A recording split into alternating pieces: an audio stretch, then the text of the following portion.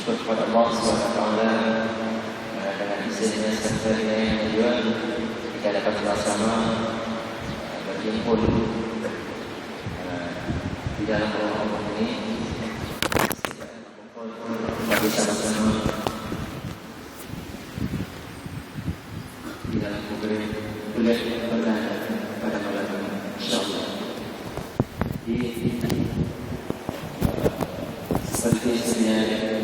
Seperti kita sedang ngobrol pada malam ini, kita bersama-sama dengan dua guru kita, Guru Syekh Nurudin Al-Marbu Al-Badari Al-Marbu. Jadi sebelum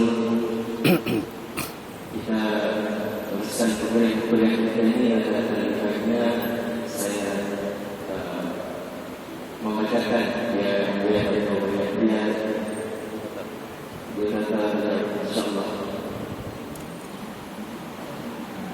insyaallah beliau adalah Tuan Guru Syekh Muhammad Nurudin Marbu Al-Badari Al-Marbu.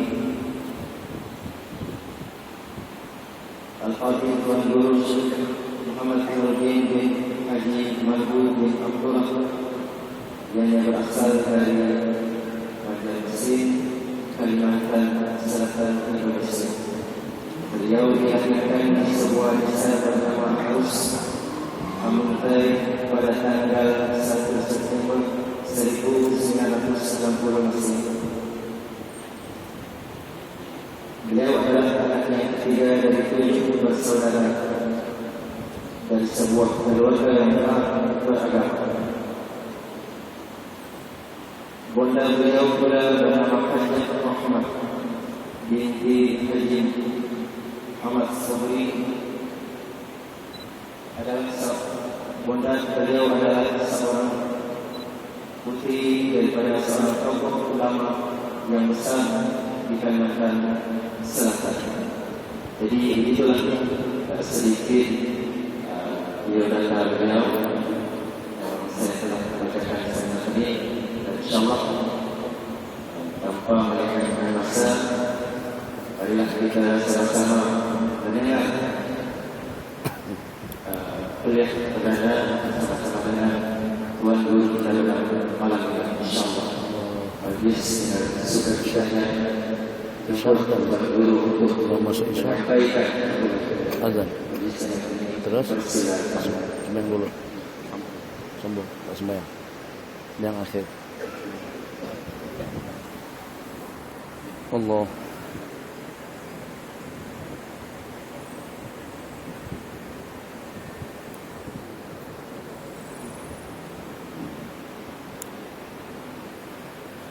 Allah. Bismillahirrahmanirrahim. Alhamdulillahirabbil alamin. Wa sallallahu sallama ala sayyidina Muhammad khatamil anbiya'i wa habibi rabbil alamin.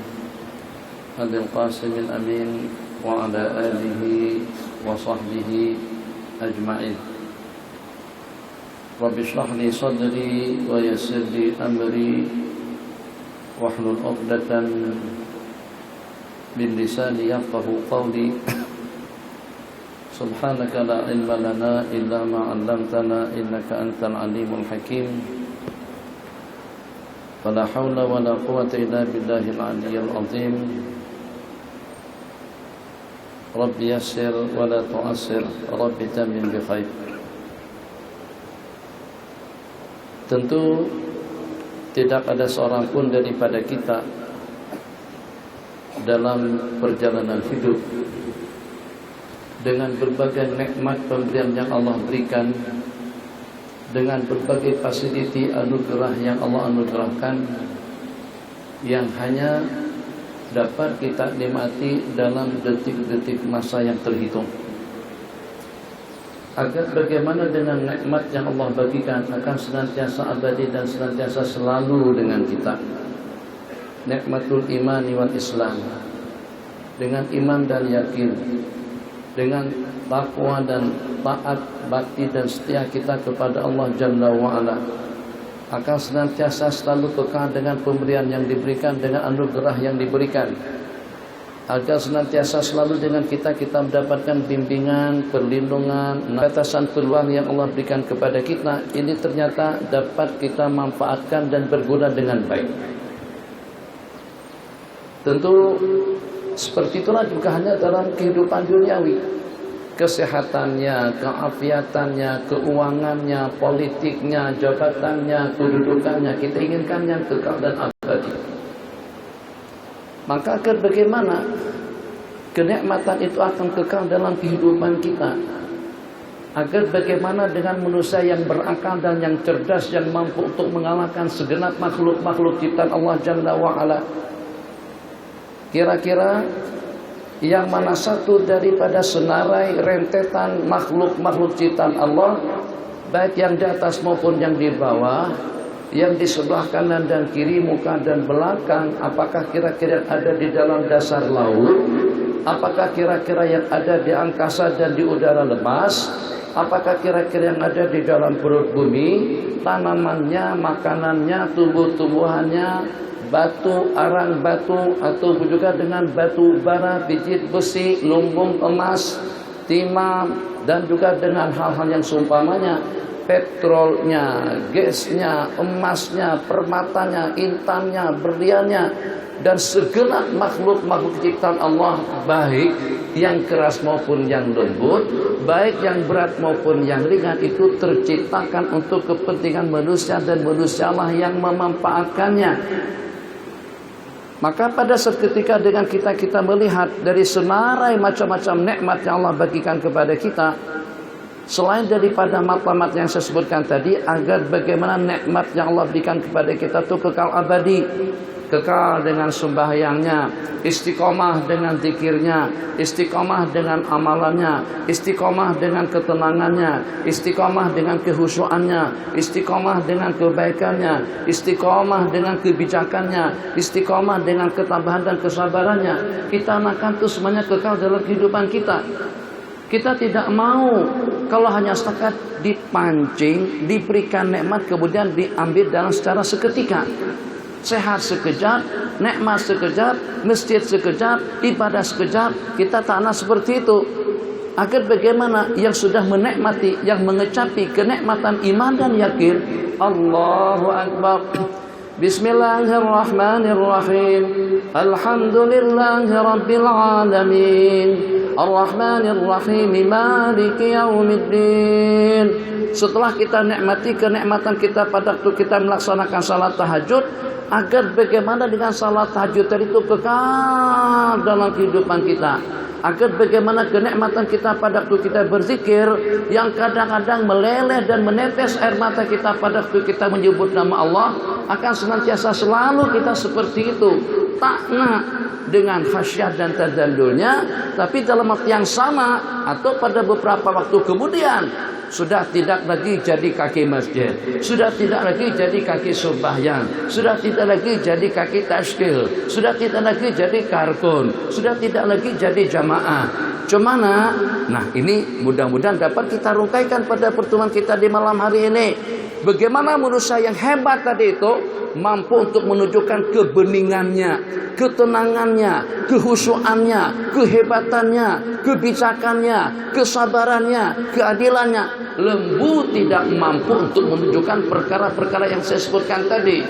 Maka kita harus mampu, bahasa orang Malaysia, kita harus boleh tak jamaah kita yang masih hidup dengan handphone untuk mematikan handphonenya. Bagaimana manusia yang hebat masih kalah dengan handphone. Di dalam masjid masih belum bebas, masih belum merdeka, masih terbelenggu diri dengan WhatsApp, SMS, Facebook. Manusia tidak layak untuk menikmati rahmat daripada Allah, maghfirah daripada Allah. Tadi baru-baru ini kami dengan kawan-kawan singgah di sebuah restoran, makan bing yao, makan bing yao, sop kambing dengan payau. Oke? Perasaan tak, kami itu disembelih tuh. Disembelih, digulai, disate, dimakan oleh siapa? Oleh manusia. Ternyata manusia tidak sopan main handphone di dalam rumah Allah Jalla wa'ala. Awak keterlaluan. Wajjahtu wajhiya lilladzi fataras samawati wal arda hanifan muslima. Aku telah menghadapkan wajahku kepada Zat Sang Pencipta yang telah menciptakan langit dan bumi. Khalaqas samawati wal arda hanifan muslima wa ma ana minal musyrikin. Dan aku bukan di kalangan orang musyrik yang mensekutukan ibadah kepada makhluk, yang mensekutukan makhluk kepada Allah Jalla wa'ala. Kita nakkan seorang tuk guru yang bening. Handphone di office tak cukupkah main handphone sampai dibawa ke dalam masjid? Renung sejenak. Pici putih, kopiah putih, ada sorban, ada jubah, ada tasbih. Kamu yang sepatutnya memuliakan rumah Allah, disinilah curahan rahmahnya Allah, disinilah curahan maghfirahnya Allah, disinilah tempatnya untuk kita menangis. Demi Allah saya bersumpah, Pak Haji yang kopiah putih itu tidak akan boleh menangis di hadapan Allah sebab sibuk dengan handphonenya. Boleh dipastikan orang yang dekat kepada Allah senantiasa selalu sopan di rumah Allah. Kalau tidak, saya berani bersumpah, tidak akan Allah panggil dia boleh melaksanakan sembahyang 5 waktu dengan mendapatkan takbiratul ihram yang pertama bersama imam, kalau pada saat dia tidak menghormati tempat-tempat yang mulia di sisi Allah Jalla wa'ala. Dengar dan pahami, kita ingin bebas, kita ingin merdeka. Yang kalau pada waktu kita di office, silakan dengan galiannya, silakan dengan sawitnya, silakan dengan hutannya, silakan dengan dusunnya, silakan dengan petrolnya, silakan dengan emasnya, silakan dengan pekerjaannya. Ya kalau pada waktu kamu di office, kerjakan saja kesibukan dan urusan kita. Tapi kalau pada waktu kamu di rumah Allah, ini adalah bekalan kita untuk kita kembali kepada Allah, bekalan untuk kita kembali ke alam akhirat, bekalan untuk kita berjumpa dengan Sang Pencipta, bekalan kita untuk kita menjalani perjalanan hidup yang abadi. Yauma la yanfa'u malun wa la banun.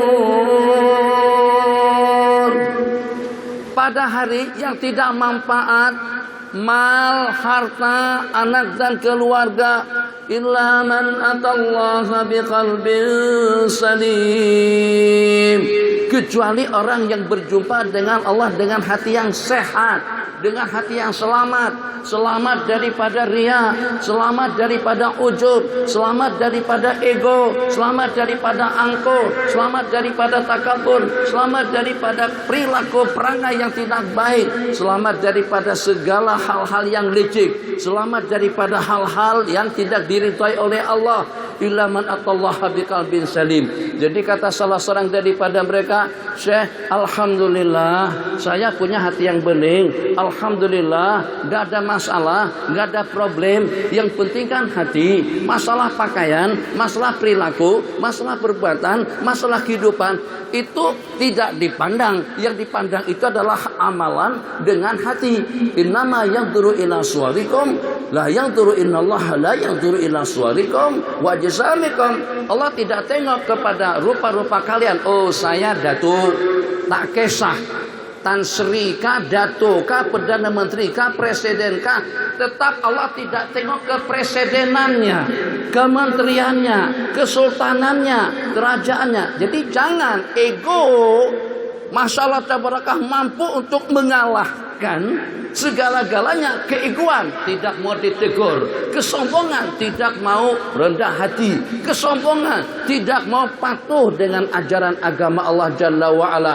Kenapa? Apakah selepas aku bagikan kekayaan kepada kamu agar kamu samsing, agar kamu sombong, agar kamu angkuh? Aku bagikan jawatan kepada Anda. Ramai yang bertanding, tapi juga ramai yang kalah. Ternyata dia yang dipilih. Ramai yang bekerja, tapi ternyata tidak semuanya mendapatkan keuntungan. Justru dia yang mendapatkan untung. Ramai yang berusaha dengan jaringan bisnis yang pesat di sana sini, tapi dia saja yang mendapatkan keuntungan yang berlipat ganda. Siapa yang menentukan dengan keuntungannya? Siapa yang menentukan dengan rezekinya? Siapa yang menentukan dengan kesehatannya? Siapa yang menentukan dengan power dan pengaruhnya? Siapa yang memberikan jawatan dan kedudukannya? Jawabannya Allah. Kalau memang itu keyakinan yang tetap di dalam hati, maka belajarlah sopan santun di rumah Allah Jalla wa'ala, di mana dengan kedudukan dan jawatan yang kita miliki tidak menghalang kita untuk kita ke masjid, tidak menghalang kita untuk kita berzikir, tidak menghalang kita untuk kita beribadah, tidak menghalang kita untuk kita mempunyai sifat rendah diri, sifat tawadhu. Kenapa kita ke masjid duduk berapa tapas seperti ini? Mungkin itu sudah ada jaminan surga. Itu mungkin yang baju merah di tengah tuh, di sampingnya sudah ada jaminan surga daripada Allah. Patutlah kita yang tidak ada jaminan surga, yang tidak ada jaminan maghfirah dan rahmah daripada Allah Jalla wa'ala, tidak sopan santun di samping orang yang sudah ada jaminan surga. Patutlah dengan kita memandang sinis dan rendah kepada seseorang yang kita tidak tahu. Jangan-jangan dia yang menonton tangan kita untuk kita masuk surga nanti pada hari kiamat. Patutlah dengan kita memandang rendah kepada seseorang.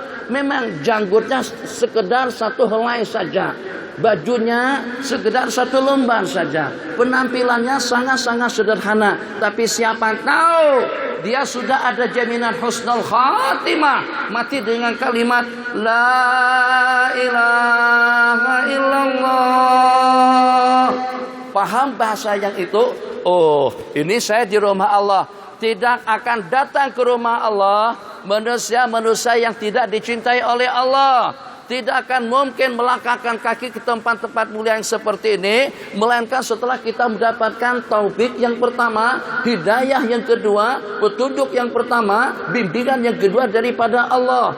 Berarti kita adalah orang yang dicintai oleh Allah Jalla wa'ala. Yang kita tidak tahu, sebagaimana saya katakan tadi, jangan-jangan ada yang masuk surga bighairi hisab nanti pada hari kiamat. Jangan-jangan yang kita pandang rendah, yang kita pandang sinis, yang kita pandang hina, dia tidak lebih daripada pembantu rumah kita, dia tidak lebih daripada tukang masak, dia tidak lebih daripada orang miskin. Manusia kerdil, rendah, tak ada sembarang gelaran. Tan Sri tidak, Datu tidak, Maulana tidak, Tuan Syekh tidak, Habib tidak, Tuan Guru tidak. Apa dia? Manusia biasa. Tapi ternyata dia mempunyai maqam di sisi Allah Jalla wa'ala. Jadi pada malam hari itu atau pada siang hari itu, Masya Allah tabarakallah, nih suasana di atas mimbar. Pada waktu khutbah lagi sedang disampaikan dengan semangatnya, khutbah. Tengok supaya paham. Orang yang sibuk dengan handphone supaya mengerti, paham tentang hakikatnya kita bicarakan. Di atas mimbar, khutbah, mimbar, naik. Setelah khutbah sembahyang istisqa selesai, dibacakan doa-doa ya arhamar rahimin, ya hayyu ya qayyum, rahmaka ya rabbi, ya hannan, ya mannan, ya badi'as samawati wal ardi, ya dzal jalali wal ikram. Yang mengaminkan tidak tanggung-tanggung kumpulan daripada para ulama. Sejumlah berapa dengan ulama, sejumlah berapa dengan muhaddisin, sejumlah berapa dengan ahli fikih, sejumlah berapa daripada orang-orang yang hebat. Jangankan hujan turun, mendung pun tidak. Padahal ada orang-orang hebat. Bahkan ada sebagian daripada mereka di kalangan para sahabat. Pada saat ketika itu Sayyidina Muawiyah yang sedang berada di atas mimbar memanggil salah seorang daripada masyarakat tempatan, Ainal Aswadul Jurashi, mana hamba saya yang bernama Al Aswad Al Jurashi? Inilah aku dia, tuanku. Inilah aku, wahai Amirul Mukminin. Aswad Jurashi disuruh naik, duduk atas mimbar. Maka Imam Sayyidina Muawiyah bin Abi Sufyan radhiyallahu ta'ala memerintahkan kepada Al Jurashi untuk menadahkan kedua belah tangan beliau, memohon dan meminta kepada Allah, ya Allah, hanya dalam beberapa patah kata saja, Masya Allah tabarakallah, awan berkumpul. Tak lama kemudian hujan turun. Coba tengok. Bukan dengan Datuk Tan Sri, bukan juga dengan presiden dan tuanku, alhamdulillah bagus berangkat balik. Bukan dengan seorang perdana menteri, bukan juga dengan seorang presiden, tapi dengan seorang miskin, tapi ternyata ada pengaruh dan juga ada kedudukan di sisi Allah Jalla wa'ala. Ahbabana fillah, orang jarang berbicara seperti yang saya sampaikan. Orang tak kisah yang nak main handphone kah, nak bersimbang kah, hujur kaki kah, telantang kah, tidur kah, atau juga hal-hal yang seumpamanya di rumah Allah Jalla wa'ala. Mana letaknya sopan santun kita di hadapan makhluk-makhluk Allah? Mana letaknya kebeningan dan ketenangan hati kita? Mana juga letaknya kebijakan kita dengan pribadi kita masing-masing? Tulisannya, maaf jangan diganggu, disebabkan karena kita meeting. Maaf jangan diganggu, disebabkan karena kita lagi sedang bermalam madu. Tak nak ada sebarang gangguan. Takkan pada masa buat projek tak nak diganggu, tapi pada waktu sembahyang mau diganggu. Bijaknya dari mana kebijakan manusia itu? Di hotel kita tak nak diganggu, di rumah kita tak nak diganggu, di masjid sibuk dengan handphone. Berarti handphone sudah menjadi sembahan kita pada waktu kita sedang berada di rumah Allah Jalla wa'ala. Itu yang saya maksudkan, dan itu yang kita harapkan tadi itu. Kenapa tadi dengan pihak masjid atau juga pihak IJK meminta supaya jangan sampai kita disibukkan dengan urusan handphone atau dengan urusan komunikasi, sebab kita sudah mempunyai waktu yang banyak sekali untuk kepentingan dunia kita, ekonomi kita, politik kita, jawatan kita. Kalaulah orang yang berkenaan, yang sibuk dengan handphone tadi itu kena dengan jawatannya, kena dengan kedudukannya, kena ketampanannya, kena dengan hidungnya mancung, janggutnya tebal, duitnya banyak, itu dengan karo duitnya lebih banyak, itu dengan iblis ilmunya lebih mantap. Begitulah dengan orang-orang kafir. Jadi kekayaan, jabatan dan kedudukan itu tidak patut untuk dijadikan suatu kebanggaan. Yang pada saat ketika Allah menciptakan dunia, sejak Allah menciptakan dunia, Allah tidak pernah melihatnya. Hina betul. Dalam sebuah hadis disebutkan, kalau seandainya dunia ini mempunyai timbangan sebesar setimbang dengan sayap nyamuk, niscayalah Allah tidak akan memberikan makan atau minum syarbata maksud teguk air kepada seorang kafir. Duitnya orang kafir lebih banyak, teknologinya lebih canggih, kemampuannya lebih hebat, kedudukannya lebih tinggi, persenjataannya lebih mantap, kekuatannya lebih meyakinkan, yang sehingga dengan kita import. Apakah dengan teknologinya barat? Apakah kira-kira dengan peralatan komunikasinya, transportasinya? Pernah saya katakan, kereta-kereta yang kita gunakan di sini, apakah dengan Land Cruiser-nya, BMW-nya, Alphard-nya, Lexus-nya, Toyota-nya, Honda-nya, Nissan-nya, dan juga dengan jenis-jenis kereta lainnya, yang walaupun yang diproduk oleh Proton atau juga dengan Pradua, itu pun kedua-duanya engine Jepun, Mitsubishi ataupun juga Daihatsu. Tuh, mana produk daripada kita? Apa yang nak kita banggakan? Yang kita banggakan iman dan yakin. Yang kita banggakan ilmu dan takwa. Yang kita banggakan kita boleh menangis di hadapan Allah Jalla wa'ala. Yang kita banggakan kita tidak dibelenggu dan juga kita tidak diperbudak oleh keperluan dan juga dengan dunia dan juga dengan perlengkapannya. Dunia adalah untuk keperluan dan untuk kita manfaatkan demi untuk agama, demi untuk kebajikan. Tapi jangan sampai dunia menunggang kita, sampai memperbudak dan menghamba sahayakan diri kita, yang sehingga sampai dengan kita tidak boleh berlepas daripadanya. Sembahyangnya diganggu, ya Arhamar Rahimin, ibadahnya diganggu. Masya Allah, tabarakallah. Pada waktu kita di Madinah, pada waktu kita azan, diazankan, pada hari kita dilahirkan, kita di Madinah, apa cerita lama. Ya Hayyu ya Qayyum, itu di Mekah. Assalamualaikum ya Rasulullah, Assalamualaikum ya Habiballah, Assalamualaikum ya Sayyidul Anbiya wal Mursalin. Menangis-nangis di hadapan Rasulullah pada tu ziarah maqam. Datang setan. Kata setan, elok kamu selfie dulu. Ya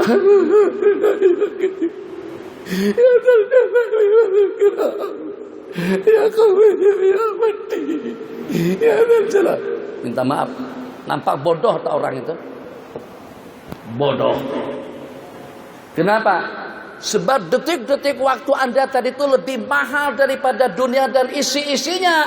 Ternyata kamu rela diganggu dengan yang namanya handphone, dengan yang namanya peralatan komunikasi, dengan selfie-nya.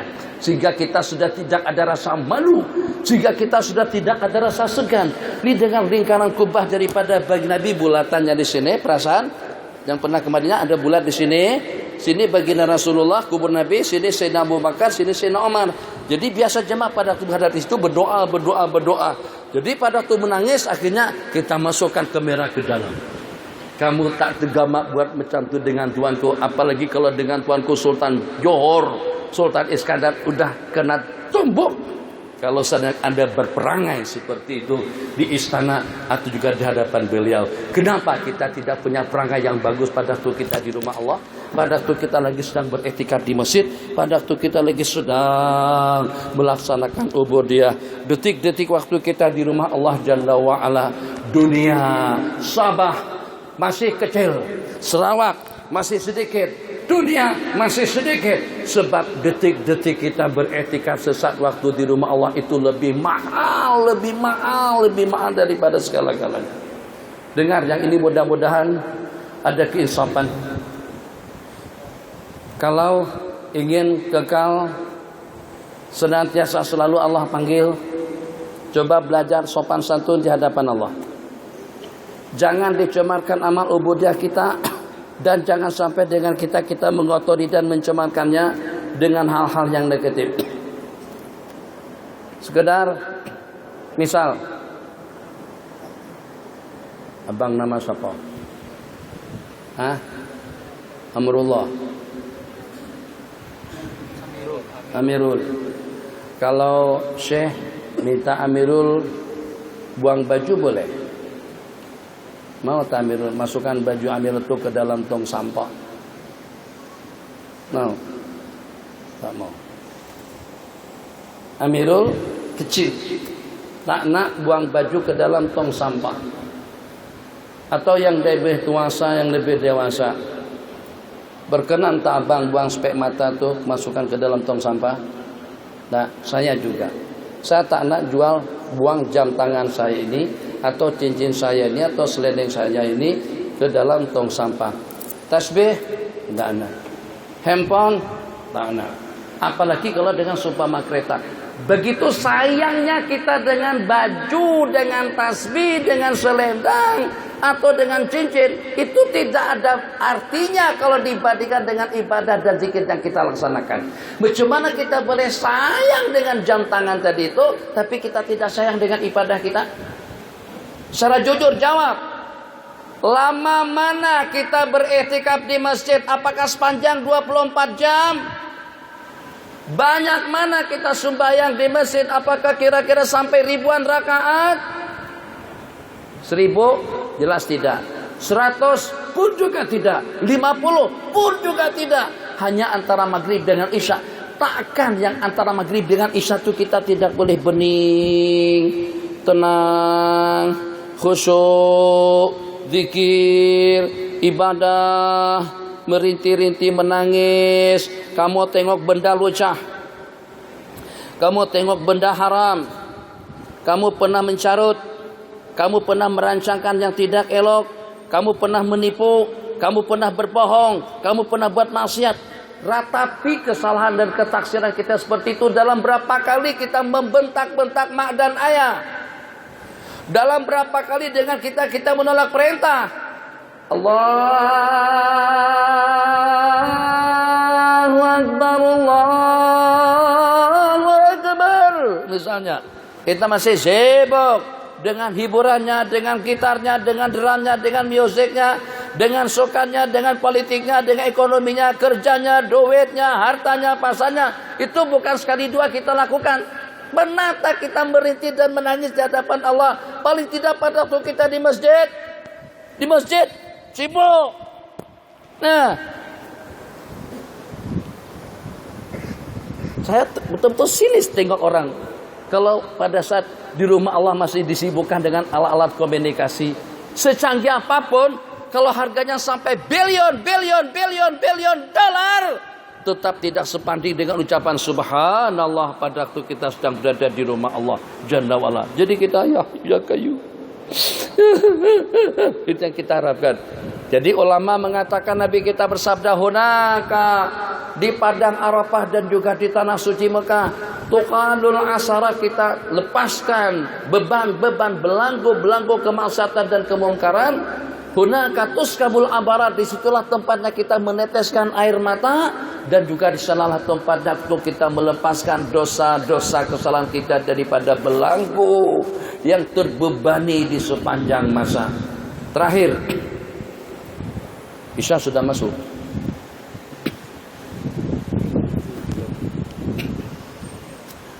Dengar, saya ulang kembali lebih jelas. Pahami, buka pengamatannya, pikirannya, buka pintu hatinya. Mudah-mudahan sedar. Lahir anak kita. Anak siapapun, anak Datu Mufti, anak Ketua Menteri, anak DO, anak camat, bupati, gubernur, presiden, wakil presiden, sultan yang di Pertuan Agung, Tan Sri, Jatuh Sri, Maulana, Kiai, Habib, siapapun yang punya anak, tidak ada perbedaannya, satu persatu akan diazankan. Anak Bapak Menteri, Allahu Akbar, Allahu Akbar, Allahu Akbar, Allahu Akbar.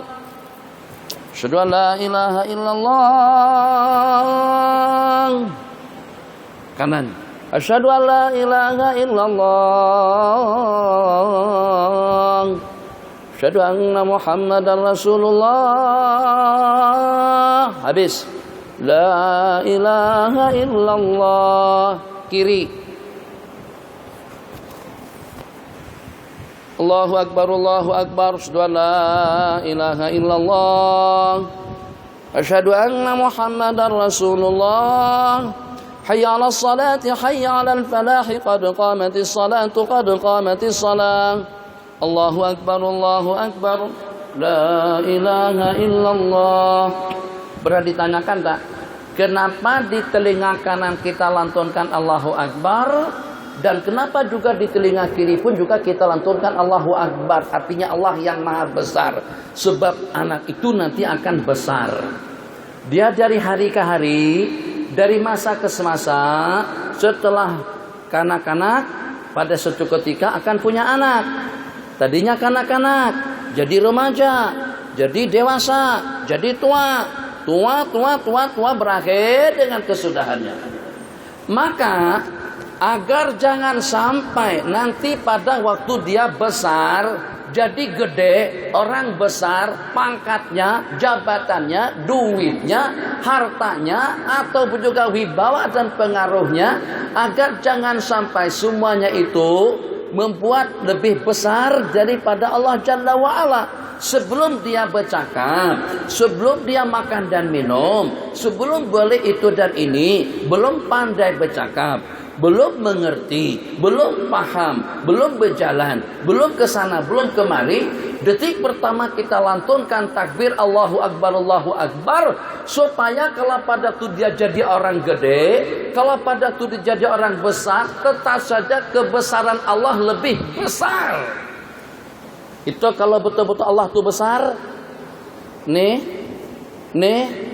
tidak akan digunakan kecuali untuk keperluan yang kita perlukan buat untuk kepentingan agama. Mereka ini saya bolehkan karena untuk rekaman. Sebab ramai juga yang mengikuti bersama kita sekarang ini. Tapi yang selain daripada itu kita tutup. Kenapa kita tutup? Supaya Allahu Akbar yang dilantunkan di masjid, negeri, negara, masjid karya, masjid kampung, atau juga masjid bandar, terserah dengan sebutannya, memang betul-betul jelmaan keagungan dan kebesaran Allah Jalla wa'ala, mampu untuk melenyapkan segala yang besar, segala yang hebat, segala yang canggih. Allahu Akbar, Allahu Akbar. Allah yang maha besar sehingga segala-galanya menjadi kecil, menjadi loso, menjadi kerdil. Yang nampak di dalam benak, kepala dan hati kita hanya semata-mata adalah kebesaran dan keagungan Allah Jalla wa'ala. Ingin tak renung sejenak, dilihat Allah dalam keadaan sopan santun? Ingin tak dilihat di hadapan Allah dalam keadaan bening dan tenang? Ingin tak dilihat di hadapan Allah Jalla wa'ala, yang pada waktu Allah tengok hati kita tidak ada gangguan yang mengganggu, baik itu dengan seumpama email, SMS, WhatsApp, Facebook, YouTube dan yang sejenisnya. Ingin tak dengan kita dilihat pada waktu kita sedang berada di tempat yang paling mulia. Saya berani mencabar orang-orang yang masih sibuk dengan handphone dalam masjid. Coba saja kalau menghadap Tuanku, dia tidak berani buka handphone. Kalau memang hebat, buka handphone depan Tuanku. Siapa Tuanku kalau dibandingkan dengan Sang Pencipta pada waktu kita di rumah Allah? Siapa Tuanku dan siapa manusia kalau dibandingkan dengan keagungan dan kemuliaan para malaikat? Alladzina la ya'sunallaha ma amarahum wa yaf'aluna ma yu'marun. Tidak pernah melanggar apa yang Allah kehendaki dan taat setia melaksanakan segala perintah yang Allah perintahkan. Maka kita tidak mau kalau sampai peralatan komunikasi tetap dengan handphone. Tajuk perbincangan kita pada malam hari ini, selama saya masih melihat orang main handphone, selama itu juga saya akan senantiasa selalu sentuh bab handphone di dalam masjid secara khusus. Kita merdeka, tapi awak belum merdeka daripada handphone. Kamu telah mengganggu ibadahmu, dia ganggu ketenanganmu, dia ganggu kehusuanmu, dia ganggu detik-detikmu di masjid, dia ganggu. Bagaimana? Dah kawin belum? Sudah. Kalau seandainya tengok orang kawin, baru kawin, dia bawa istrinya kemana-mana. Ke masjid dia tarik tangan istrinya, masuk tandas dia bawa istrinya ke tandas, masuk office dia bawa istrinya ke office, masuk lubang dia bawa istrinya masuk lubang, masuk store dia bawa istrinya masuk store, tidur dia pegang tangan istrinya, makan dia pegang tangan istrinya, minum dia pegang tangan istrinya. Abang kata apa kepada orang itu? Gila.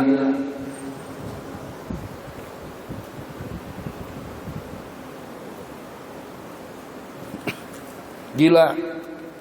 Apa bedanya dengan handphone?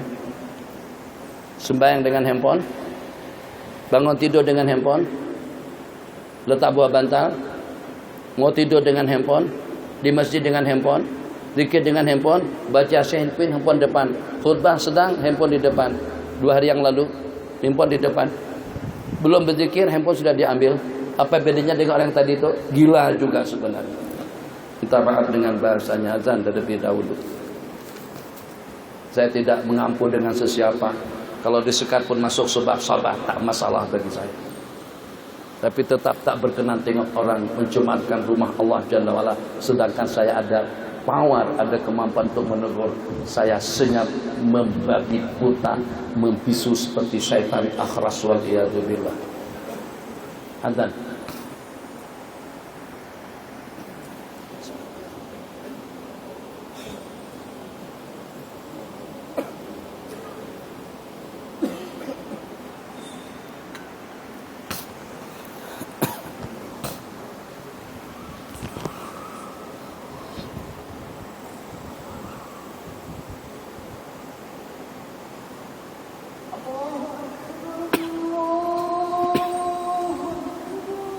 Allahu Akbar, Allahu Akbar.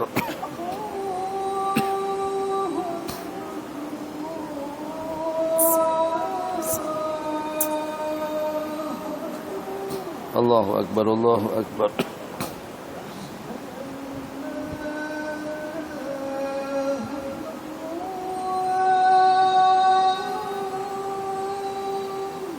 Asyhadu an la ilaha illallah.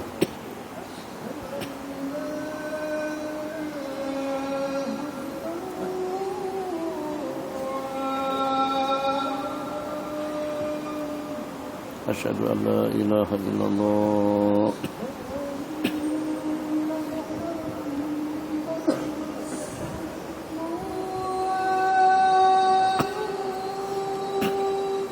Asyhadu anna Muhammadar Rasulullah sallallahu alaihi wasallam.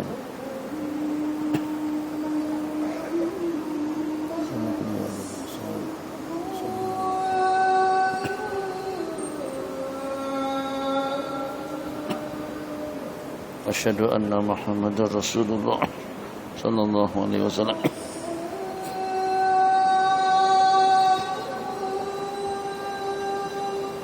La haula wala quwwata illa billahil aliyyil azim.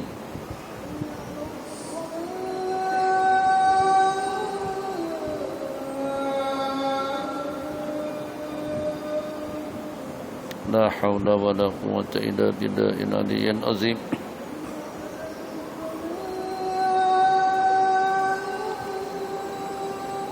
La haula wala quwwata illa billahil aliyyil azim.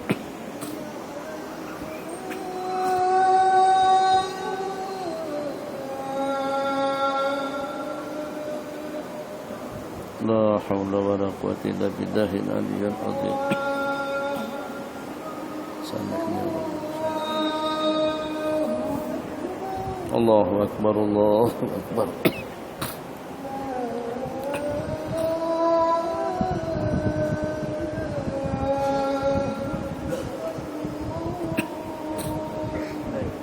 La ilaha illallah sallallahu alaihi wa ala alihi wasallam. Allahumma rabb hadhihi da'wati tammati was salati al-qa'imah ati sayyidina Muhammadan al-wasilata wal fadilata wa darajata al-'aliyata ar-rafi'ah wa ba'as maqaman mahmudan alladhi wa'adtahu innaka la tukhliful mi'ad. Sama-sama zikir, tasbih, tahmid, takbir. Subhanallah walhamdulillah wa la ilaha illallah wallahu akbar.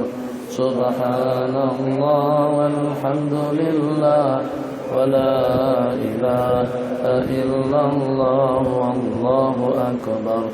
Subhanallah walhamdulillah wa la ilaha illallah wallahu akbar. Subhanallah walhamdulillah wa la ilaha illallah wallahu akbar. Subhanallah walhamdulillah wa la ilaha illallah wallahu akbar. Subhanallah walhamdulillah wa la ilaha illallah wallahu akbar. Bismillahirrahmanirrahim. Alhamdulillahi rabbil alamin wa sallallahu wasallam ala sayyidina Muhammad wa ala alihi wa sahbihi ajma'in wa ba'd. Nabi kita duduk bersama kumpulan daripada para sahabat. Yang kedua, Nabi kita sedang bersama istri-istri beliau atau dengan salah seorang daripada istri beliau santai duduk di rumah. Pada saat ketika itu biasalah yang namanya kita duduk di rumah, kita duduk santai. Kita hunjur kaki, mungkin kita angkat kaki. Kalau kita di office kita goyang-goyang kursi kita seperti itu. Datang Sayyiduna Abu Bakrin, Nabi kita tetap dalam keadaan yang sama. Tak lama kemudian datang Sayyidina Umar pun juga tetap Nabi kita dalam keadaan yang sama. Tidak lama kemudian datang Sayyidina Utsman, Nabi kita langsung betulkan baju, duduk sopan santun, rapi, kemas, elok dan cantik. Orang-orang jadi heran. Jadi pada waktu itu ada yang bertanya Sayyidatuna Aisyah radhiyallahu taala anha, tadi pada saat Sayyidina Abu Bakar datang, Nabi kita tetap duduk santai. Begitukan dengan Sayyidina Umar, tapi kenapa pada waktu Sayyidina Utsman datang, Nabi kita duduk kemas, rapi, sopan, santun? Nabi kita menjawab, ala astahi mimman tastahi minhul malaikatu. Apakah tidak patut dan tidak wajar dengan aku bersikap segan dan pemalu di hadapan seseorang yang disegani oleh para malaikat Allah Jalla wa'ala? Paham tak dengan bahasanya? Duduk sopan santun di hadapan orang yang disegani oleh malaikat. Siapa Anda? Duduk yang betul. Belajar duduk bersila. Siapa kita?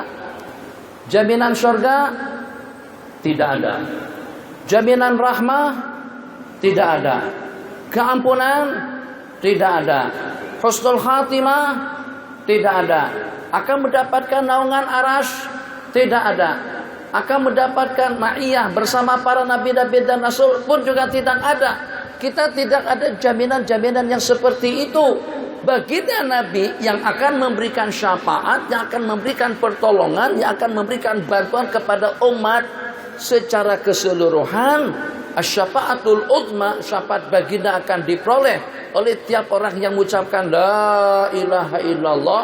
Syafaatnya dengan Rasulullah, keagungannya dengan Rasulullah, kemuliaannya dengan Rasulullah, wibawanya dengan Rasulullah, ibadahnya dengan Rasulullah, ubudiyahnya dengan Rasulullah. Inilah atqakum wa akhsyakum wa a'lamukum billah. Orang yang paling khasyah, yang paling bertakwa, yang paling mengenal Allah. Pada saat ketika Nabi kita ditegur, kenapa Nabi kita banyak sembahyang sampai bengkak kedua belah kaki beliau? Apalah akunu abdan syakura? Tidak selayaknya aku menjadi orang yang bersyukur? Sehebat baginda Nabi masih memuliakan orang-orang yang mulia. Kira-kira siapa yang paling mulia daripada para malaikat-malaikat Allah? Saya bersumpah untuk kalian sekian, jutaan tidak terhitung para malaikat yang berkerumun bersama kita sekarang ini. Itu yang Nabi kita sabdakan di dalam hadis, innalillahi malaikatan sayyarin. Terdapat beberapa malaikat yang mundar-mandir, tugas mereka ke sana dan kemari, yaltamisuna majalis zikir. Tugas mereka hanya mencari majlis-majlis ilmu, majlis-majlis zikir di mana kita berhimpun. Itu perhimpunan dengan jamaah tabligh Tonggi, itu perhimpunan di pusat atau juga di markas Bogor, itu di markas di Jakarta, Kebun Jeruk, atau juga di mana-mana saja. Tidak dapat dihitung dengan angka jumlah bilangan malaikat yang berkerumun. Takkan dengan kita tidak meraihkan mereka-mereka yang datang berkerumun, yang tidak ada kepentingan hanya semata-mata untuk menjadi saksi, untuk menyaksikan kepada kita, yang pada saat ketika majlis-majlis seperti ini berbubar dan berakhir, pada waktu kita bersurai, maka dengan malaikat ditanya oleh Allah Jalla wa'ala, dari mana-mana saja kalian datang? Min indi qaumin, daripada kumpulan kaum. Dengar jawabannya, awak kalian datang dari mana? Min indi qaumin, daripada kumpulan kaum yazkurunak wa yahmadunak wa yusabbihunak, daripada kumpulan yang berzikir, yang bertasbih, yang bertahmid, yang bertakbir. Itu yang mereka sebut. Dari mana kalian? Dari kepada kumpulan orang-orang yang berwasapan, berhimpunan. Tidak ada. Allah berfirman, ya malaikati, hai para malaikat-malaikatku, saksikanlah aku telah memberikan keampunan kepada mereka. Itu pertama kita berkumpul dalam majlis-majlis yang seperti ini, agar kita mendapatkan keampunan dosa dengan penyaksian daripada para al-malaikatul kiram. Oke, tidak paham dengan bahasa yang saya sampaikan, dengan bahasa hati tidak paham, dengan bahasa sopan tidak paham, dengan bahasa ilmu tidak paham, dengan bahasa muraqabah tidak paham, dengan bahasa suluk tidak paham, dengan bahasa tasawuf tidak paham. Oke, kalau tidak paham juga, paham tak dengan bahasa yang terakhir ini? Sebutkan Messi, Ronaldo, Repaldo, atau juga Rashid Yakini, Majid Abdullah, Majid Abdul Ghani, Husam Hasan. Itu semuanya pemain-pemain dunia. Ada yang mainnya di klub-klub Eropa, seumpama Majid Abdullah, seumpama Majdi Abdul Ghani, seumpama Husam Hasan, Hasan bin Husam, atau dengan nama-nama seumpanya. Itu kesemuanya pemain-pemain sepak bola dunia. Sebutkan kesebelasan yang mana yang membawa handphone saat ketika mereka bertanding di stadium Bukit Jalil atau bukit-bukit mana saja. Potong leher saya sabar. Kalau ada pemain bola sepak membawa handphone masuk ke padang, takkan padang lebih mulia daripada masjid. Tak akan dengan stadium Bukit Jalil lebih baik daripada rumah Allah. Tok guru masih belum mampu. Kalau tidak mampu pun untuk meninggalkan handphone di rumah, dimatikan. Tidak paham bahasa dimatikan, dimampuskan pada waktu kita di dalam masjid. Paham? InsyaAllah boleh. Apa? Tak susah mana bang? Siapa tahu kita masuk surga sebanyak handphone karena kita tidak mengaktifkannya sebagai tanda hormat kita kepada rumah Allah Jalla wa'ala. Istana tuanku yang mana kalau pada waktu kita masuk kita melaksanakan sebaik tahiyat istana? Tidak ada. Istana office siapa yang kalau pada waktu kita masuk kita dengan niat beriktikaf, nawaitul iktikaf di istana merdeka karena Allah Ta'ala? Tidak ada. Tapi di sini kita nawaitul iktikaf. Di sini kita masuk dengan mendahulukan kaki kanan. Di sini dengan kita duduk, detik-detik duduk kita akan menjadi ibadah di sisi Allah. Di sini dengan kita duduk, kita diliputi dan tercucuri dengan curahan rahmat dan maghfirah. Di sini kita berkumpul, malaikat ikut bersaksi dan ikut berkerumun bersama kita. Itu hanya di masjid. Makanya Nabi kita pada waktu ditanya tentang semulia-mulia tempat di permukaan bumi, Nabi kita tidak dapat menjawab. Khairul biqa'i dengan syarrul biqa', semulia-mulia tempat dan sejelek-jelek tempat. Saat ketika Nabi kita ditanya dengan pertanyaan tadi itu, Nabi kita tidak menjawab. Nabi kita tanyakan kepada malaikat Jibril tidak dapat menjawab. Pertanyaan ditanyakan kepada Allah, akhbir Muhammada, beritahukan kepada Muhammad, afdalul biqa'i masajiduha, semulia-mulia tempat itu adalah masjid-masjidnya. Seburuk-buruk tempat itu adalah mal-mal dan pasar pekannya. Wajata kalau tempat yang mulia itu kita kotori, kita nodai. Kalau dahulu orang mengotorinya dengan sampah, dahulu mereka mengotorinya dengan kotoran. Kalau sekarang kita mengotorinya dengan jaringan internet yang kalau pada tuh handphone kita tuh kita off kan, kita on kan, kita ada jaringan internet, berarti kita sudah terhubung dengan dunia luca, terhubung dengan dunia bugil, terhubung dengan dunia kufur. Apa saja ada dalam jaringan YouTube. Tulis Syiah, semuanya tentang Syiah keluar. Tulis porno, semua yang porno akan keluar. Tulis telanjang, semua yang telanjang akan keluar. Itu yang kita bawa masuk masjid. Tak malukah di hadapan Allah? Tanggung jawab kalian orang Sabah. Kalau masih juga main handphone di rumah Allah, tak takut kalah kalau seandainya Allah tutup hati kita. Sebab kamu tidak lagi menghadap Allah, kamu tidak lagi menatap rahmat Allah. Nabi kita bersabda, selama kamu di masjid menunggu sembahyang, selama itu juga rahmat akan melimpah ruah dan menghadapmu. Malaikat mendoakan, Allahumma ghfir lahu, Allahumma arhamhu, ampunkanlah dia, rahmatilah dia, selama dia tidak berhadas dan selama dia tidak berbual-bual. Kenapa syiar-syiar agama jadi lusuh? Kenapa syiar-syiar agama jadi dihinakan? Anda tidak akan menjadi mulia kalau kita menghinakan yang mulia. Kita tidak akan menjadi baik kalau kita menghinakan yang baik. Kita tidak akan ditatap dan dipandang oleh Allah kalau dengan kita tidak sopan dan tidak memuliakan yang agung dan yang mulia di sisi Allah. Di antaranya masjid, di antaranya Al-Quran, di antaranya ilmu, di antaranya majlis zikir, di antaranya majlis ibadah. Seperti dalam majlis kita berkumpul pada detik-detik kita sekarang. Mudah-mudahan kalau sepanjang lebih daripada 45 menit saya bercakap tentang pertimbangan, argumentasi, dalil, tidak selayaknya menggunakan handphone, membuka handphone, memainkan WhatsApp atau dengan jaringan internet lainnya di rumah Allah. Kalau tidak mengerti juga dengan bahasa tersebut, belajarlah dengan bahasa kesebelasan harimau Malaysia yang seketika bertanding dengan kesebelasan Indonesia. Tidak ada satu orang pemain bola sepak yang memegang handphone. Kalau seandainya akan dilaknat dan disumpah oleh semua penonton. Kipar bola di depan sana, permainannya Masya Allah tabarakallah 4-3-3 ataupun juga 6-2-2 ataupun juga 2-2-6 ataupun juga 7-1-2 ataupun juga 8-1-1 atau juga 1-1-8. Paham? Oke, alhamdulillah, bagus. Jadi strategi permainan kita adalah 4-3-3. Masya Allah, tabarakallah. Ataupun juga 1-1-8. 8 kita di depan, penyerang semuanya. Tengah 1, back 1. 2-2-6. Alhamdulillah, penyerang kita ada 6. 3 cetak golnya saja lagi. Maka dengan kiper kena bola di depan situ, kiper ambil handphone.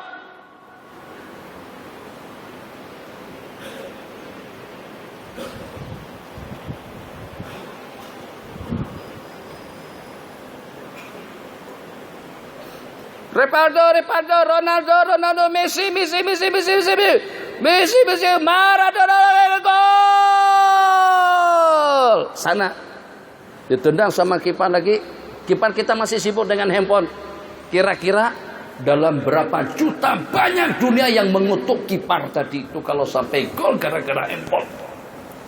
Mudah-mudahan kita boleh paham dengan bahasa semacam itu, supaya handphone tidak lagi membelenggu dan mengganggu ubudiyah kita pada saat kita beribadah. Tadi sudah kita tidak mau membuang duit, cincin, menyia-nyiakan barang yang kita miliki.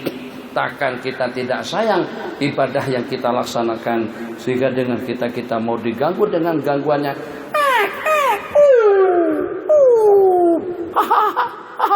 Bunyinya macam itu. Semestinya ada 5.000 orang yang terganggu dengan handphone kita karena kita tidak off-kan. Bila kita minta maaf, seandainya ada orang yang meludahi kasur kita di situ, kita tombok dia. Paling tidak kita menjerit, awak tak pikir kah, tak ada apa kah, tak ada akal kah, kamu di lembu kah? Kenapa? Sebab dia berkahak, dia kenakan ke cermin kereta kita. Dia beludah, terus dia kahak, dia tampalkan ke cermin kereta kita. Marah kita. Itu kereta kita dikotori, kita mahal.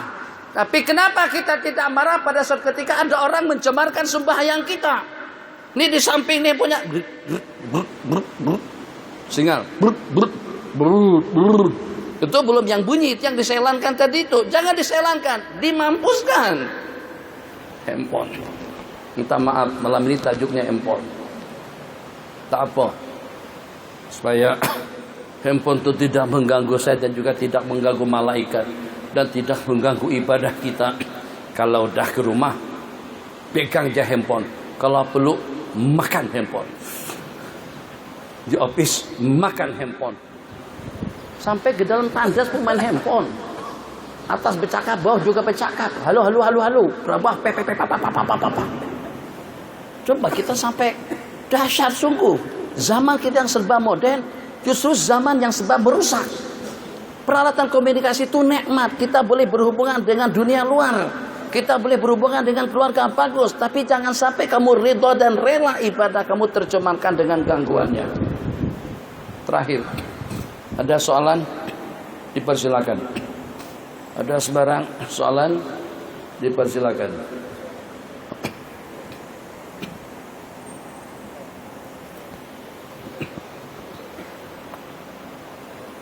Korban. Sebentar lagi kita akan menyambut hari raya korban, dan sebentar lagi dengan kita akan menyambut hari kemerdekaan.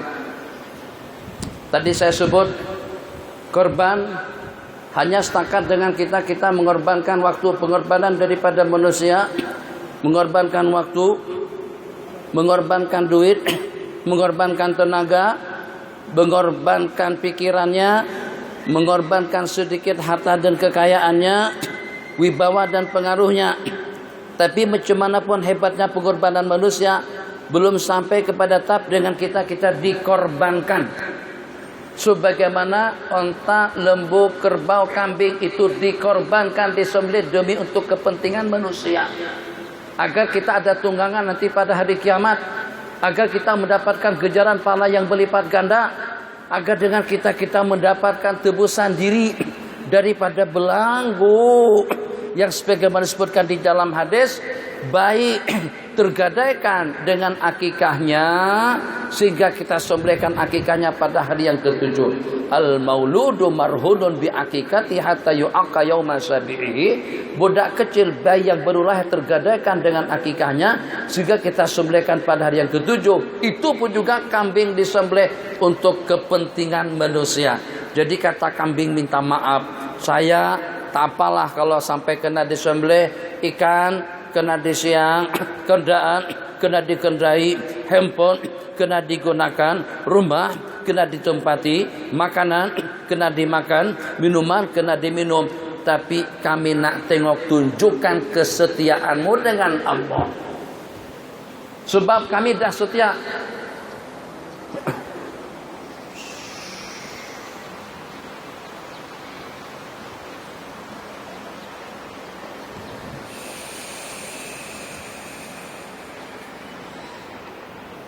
Tengok. Udah berapa jam kita tuh lenggang-lenggok macam tu. Dia taat dengan kita.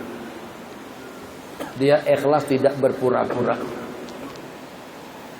Kita duduk di situ tetap kipasnya kuat. Kita tinggalkan tetap dia jalan. Dia tidak pernah mengampu pada manusia dan begitu taat dengan kita. Kalau kita on kan dia hidup, kalau kita off kan dia mati. Pernah dia kita komplain? Tidak pernah komplain. Mac macam tu juga. Silakan Haji. Wassalamualaikum warahmatullahi wabarakatuh. Di sana teknologi ini ada satu permainan namanya Pokemon. Pokemon. Kejar sampai ke pejabat-pejabat. Jadi di zaman kita ini permainan Pokemon itu sudah difatwakan di Indonesia. Sudah Difatwakan di Indonesia. Tapi bila kita baca di dalam Facebook, ada di antara umat Islam ini itu mempertikaikan kewajaran Pokemon itu di mana salah? Apa wajarnya ulama-ulama melarang bermain Pokemon ini? Sehingga ada seorang ahli politik yang baca di dalam Facebook, katanya kalau soal-soal Pokemon ini sudah seminggu saya mengikutinya dan saya melihatnya tidak ada masalah bagi saya. Katanya lah, kata ahli politik. Soalnya Pokemonnya tak masuk ke office dia, tak masuk ke rumah dia. Coba kalau pada itu dia masuk ke office dia sampai terbongkar rahasia politiknya, nah itu baru dia akan komplain nanti. Terima kasih. Dengar ayat ini, mudah-mudahan dapat terjawab dengan ayat. Allah berfirman. Satu dulu, mudah-mudahan semuanya dapat mengamati. Kita tidak mampu untuk menyenaraikan satu persatu jumlah bilangan nikmat yang Allah berikan kepada manusia. Dan juga sebelum Allah menciptakan manusia, Allah ciptakan dalam beberapa ribu tahun sebelum kita, dunia dan jin sebagai penghuni yang pertama. Maka pada saat ketika itu, berapa dengan yang tinggi, berapa dengan yang keras, berapa dengan yang kuat, berapa dengan yang hebat, apakah itu dengan pegunungannya, dengan planet-planetnya, atau juga dengan lautannya, atau dengan kepulauannya. Ternyata daripada sejumlah sekian tadi itu tidak ada satupun yang mampu untuk mengambil alih dan juga tidak ada satupun yang berkenan dan yang menerima amanah yang Allah berikan kepada mereka. Inna aradnal amanata 'alas samawati wal ardi dan seterusnya. Abaina, enggan mereka untuk menerima amanah tadi itu, terus Allah pikulkan kepada manusia, innahu kana zaluman jahula. Pahami ayat itu yang pertama. Yang kedua, kena mengingat pada saat Allah menciptakan manusia, apakah dikenakan pada seketika itu Allah perlukan tenaga-tenaga buruh, perlukan pakar-pakar spesialis teknologinya, ekonominya, kebudayaannya, sosial dan lain sebagainya.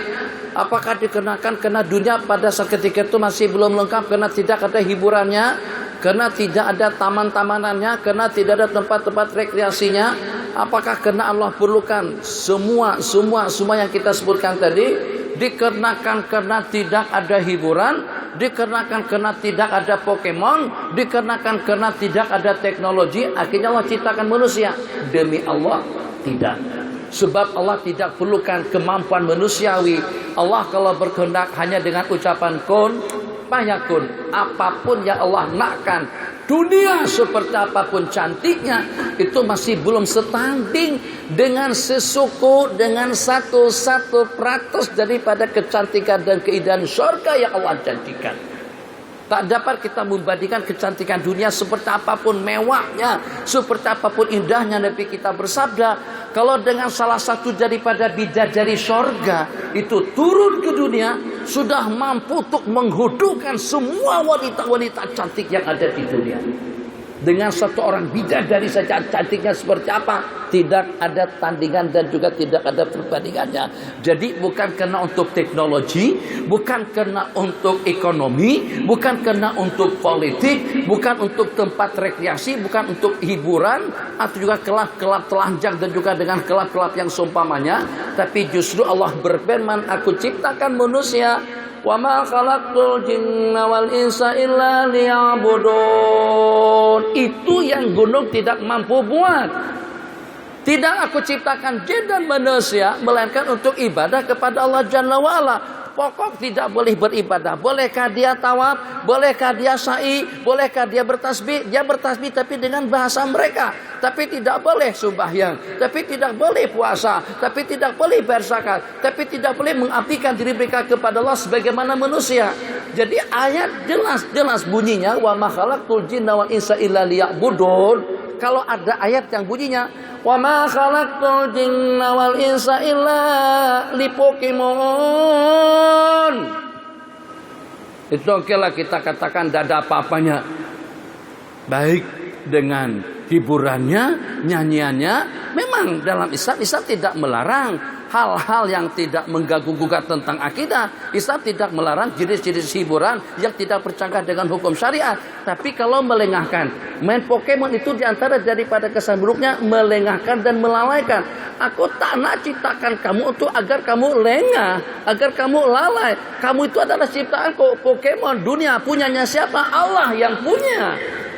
Baik itu dengan udara yang kita minum, hirup, air yang kita minum, tanah yang kita pijak, planet-planet yang ada di angkasa lepas, dunia dengan segala isi-isinya, itu aku ciptakan untuk kepentingan kamu, agar kamu mampu untuk mengubudiahkan, bukan untuk mempokemonkan, bukan untuk menghemponkan diri kamu kepada Allah, tidak. Agar kamu mampu untuk mengubudiahkan dirimu kepada Allah, ubudiah dengan berbagai aspek dan juga dengan berbagai cara. Politiknya untuk ibadah, ekonominya untuk ibadah, kecantikannya untuk ibadah, kameranya untuk ibadah, WhatsAppnya untuk ibadah, handphonenya untuk ibadah, keretanya untuk ibadah. Itu mata-mata kita diciptakan.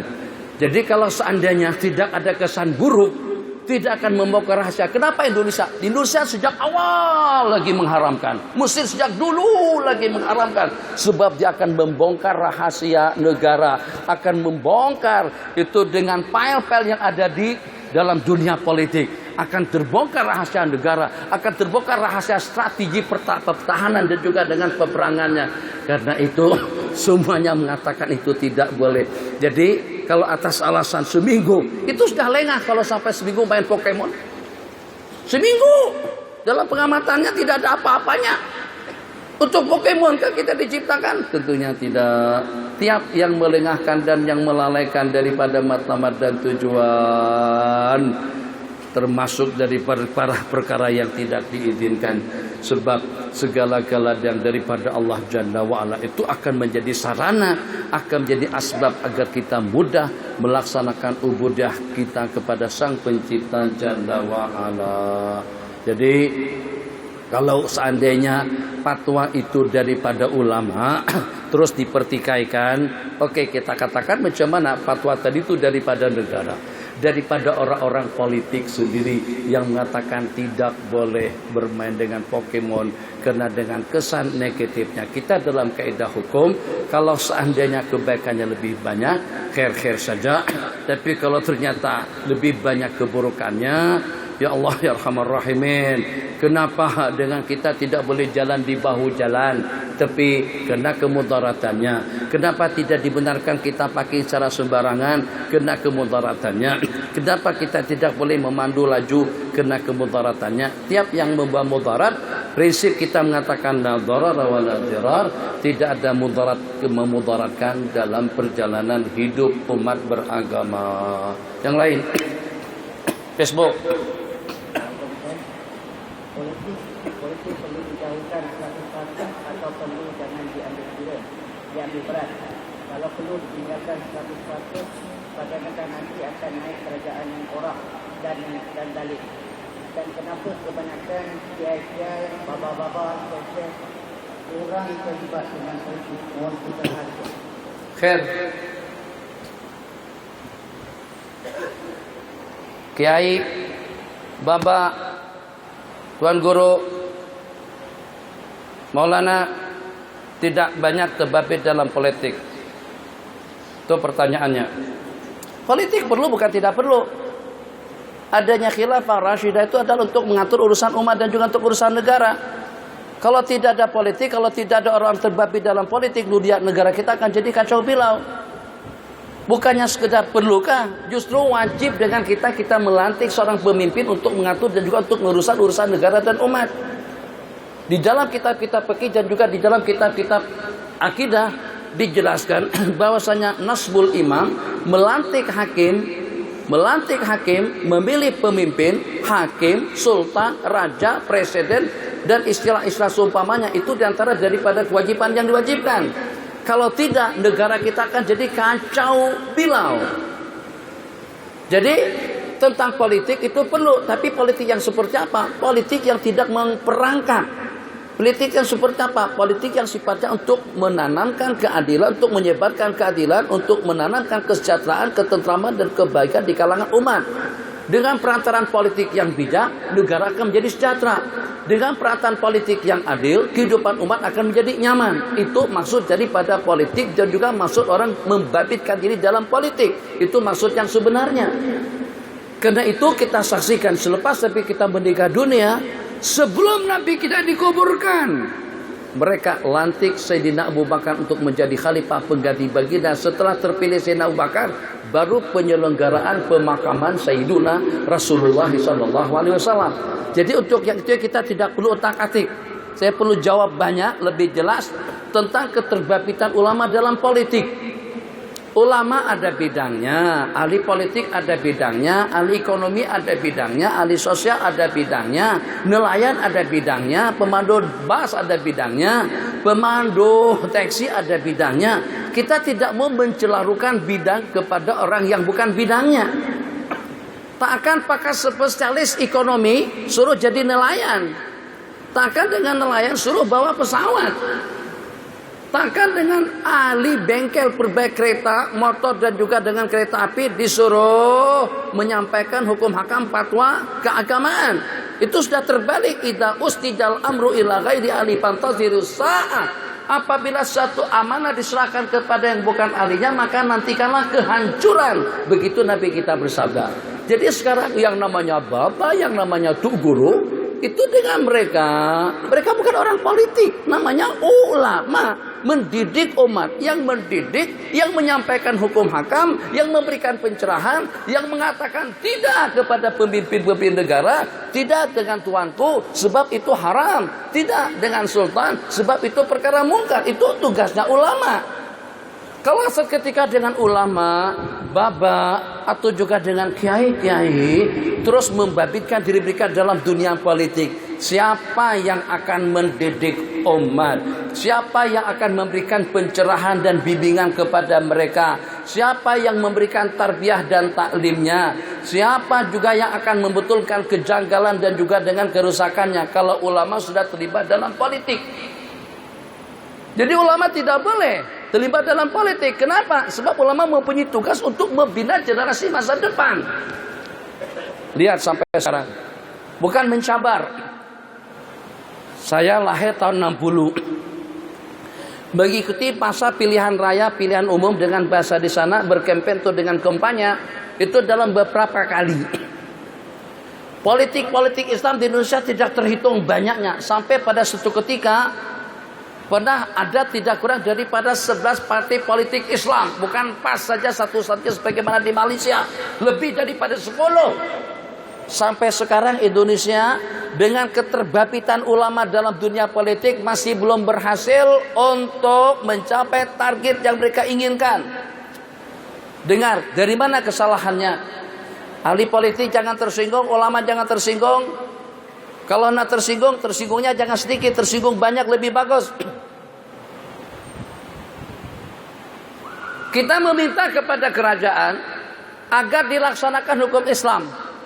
Sebelum orang-orang yang dari sana sini komplain kepada kita, rakyat kita sendiri komplain dan memberontak agar tidak dilaksanakan hukum Allah. Kenapa? Sebab putra-putri kita hantar ke Eropa. Kita yang tak ada duit saja antar pondok pesantren. Yang markahnya rendah, yang bapaknya tablik, yang bapaknya karkun, yang bapaknya karguzari, sifat 6 yang dibicarakan, taskil 40 hari, India, Pakistan, Bangladesh, itu saja yang antar anak ke majlis-majlis atau juga ke tahfiz-tahfiz agar belajar Al-Quran.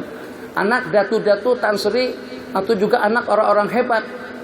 Detik pertama baru usia 7 tahun sudah dihantar ke UK untuk menguasai bahasa Inggris, untuk menguasai bahasa Itali, bahasa Prancis, bahasa Jerman, bahasa Spanyol dan lain sebagainya, supaya nanti dia boleh beradaptasi dengan budaya barat, yang sehingga hidupnya ke barat-baratan, dia belajar di teknologi barat, ideologinya orang barat, pahamannya orang kafir, orientasinya orang kafir, walhasil sampai besar setelah kembali ke negara asalnya, tentu yang dididik sejak daripada dahulu budayanya orang kafir, kehidupannya orang kafir, teknologinya orang kafir, pahamannya orang kafir, orientalis itu pun juga orang kafir. Orang kafir yang mengajarkan Islam tapi mereka tidak percaya dengan Islam, itu yang menjadi guru pendidik kepada putra-putri kita. Mungkinkah kira-kira kalau pada tuh mereka diberikan amanah dan kekuasaan oleh kerajaan akan melaksanakan hukum hakam Allah yang dengan mereka pun tidak ngerti hukum itu apa sebenarnya, hidup itu apa? Dia taunya hidup untuk kemewahan, untuk teknologi, untuk politik, untuk kepentingan pribadi, bukan untuk agama dan juga bukan untuk masa depan umat dan juga masa depan pribadi dia sendiri. Bismillahirrahmanirrahim. Hantar ke pondok-pondok pesantren itu kebanyakannya di kalangan orang-orang miskin. Jadi pada saat kita nak hantar ke pondok-pondok pesantren, ke pusat-pusat pendidikan agama agar mempunyai latar belakang agama yang cukup, pendidiknya tidak ada. Pendidiknya berkecimpung dalam dunia politik. Ulama tinggalkan bidangnya untuk mendidik, untuk memberikan arahan dan panduan kepada umat. Bidang mereka tinggalkan, langsung melompat ke atas.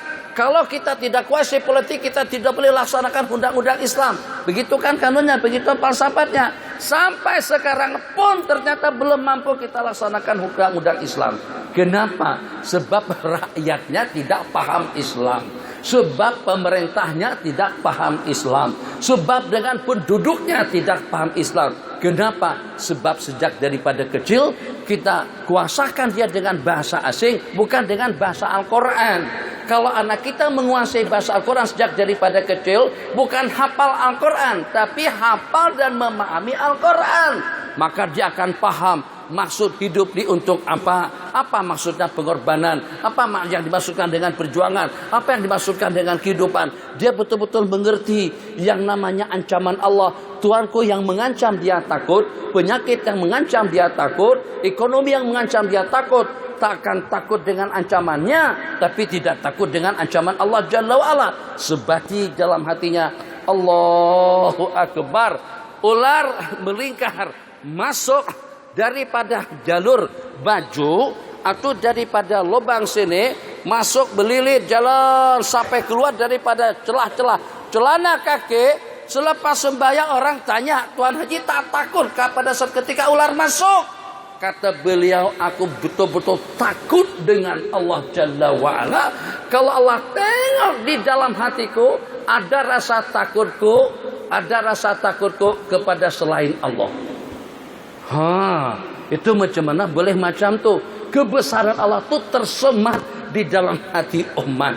Maka pada waktu ulama terlibat dalam politik, tinggalkan pondok pesantren, tinggalkan madrasah, tinggalkan masjid, tinggalkan umat. Siapa yang mendidik umat? Akhirnya umat dididik oleh orientalis. Akhirnya umat dididik oleh orang-orang salib. Akhirnya umat dididik oleh orang-orang yang tidak mengenal agama. Macam mana mereka boleh melaksanakan tuntutan agama kalau pada waktu mereka tidak mengenal agama ataupun juga tidak beragama.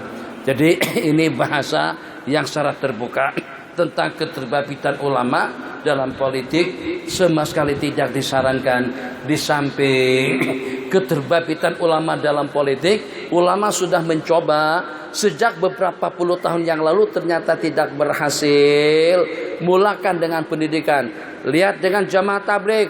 Jamaah tabligh presidennya tidak ada, setiausaha sulitnya tidak ada, belanjawannya tidak ada, kemudian dengan organisasinya tidak ada, politiknya pun juga tidak ada. Tapi ternyata bandingkan tabligh di Malaysia atau di negara kita, bandingkan dengan partai Islam, dengan PAS umpamanya, orang-orang tabligh lebih ramai dunia.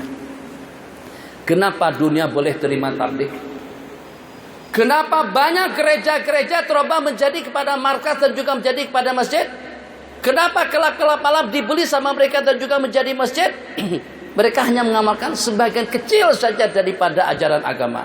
Siwak, salat jamaah, baju diangkat sampai ke pertengahan petis, dan juga tidak meninggalkan iktikafnya, tahajudnya, doanya sebelum kepada makhluk, sembahyang dulu 2 rakaat, meriti-riti dan berdoa. Ternyata sedikit dengan amalan sunnah tadi itu sudah seperti itu kesannya. Sejumlah sekian juta yang berhimpun di padang Arafah pada hari Arafah nanti, sebanyak itu juga yang berkumpul pada Ijtima' Tunggi, Ijtima' Rewen, atau juga dengan Nizamuddin 3, 4, 5, 6 jutaan. Bahkan dengan mereka berani memperkatakan kepada Presiden Pakistan Muzaffar yang pada saat ketika menawarkan ketenteraan, polis dan tentara untuk mengamankan ijtima' pada saat ketika itu, kata Maulana Syekh Abdul Wahab, silahkan saja nak mengamankan kami, tapi dari jauh-jauh, jangan dekat dengan ijtima', jangan dekat dengan jamaah, sebab kami khawatir nanti doa kami akan ditolak oleh Allah karena ada tentara dan polis dekat dengan kami. Berani mereka katakan seperti itu. Allah tengok hati-hati yang bening. Allah tak tengok karena ada gelarannya. Allah tak tengok karena ada duitnya. Allah tak tengok karena ada alpatnya. Allah tak tengok karena ada Lexusnya. Allah tak tengok karena ada Bugatinya. Allah tidak tengok karena ada tansrinya. Ya Allah tengok amalan dan juga dengan hatinya. Mungkin kita pernah tahu, pernah dengar ada salah seorang daripada tabi'in, Nabi kita katakan semulia-mulia tabi'in, Uwaisunil Qarni, akan masuk surga dengan syafaat Uwaisunil Qarni seperti penduduk Rabi'ah dan Mudar dalam berapa ribu warga penduduk yang mendapatkan syafaat daripada beliau. Orangnya pakaian compang-camping, tak ada gelaran, tidak ada sembarang wibawa dan pengaruh, bahkan menurut mereka dijolokin sebagai orang gila.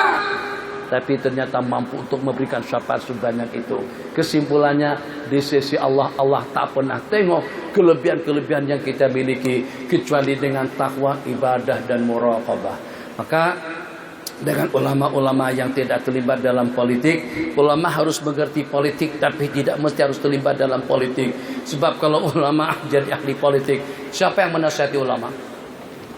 Awasanya aku alim apa? Tak boleh.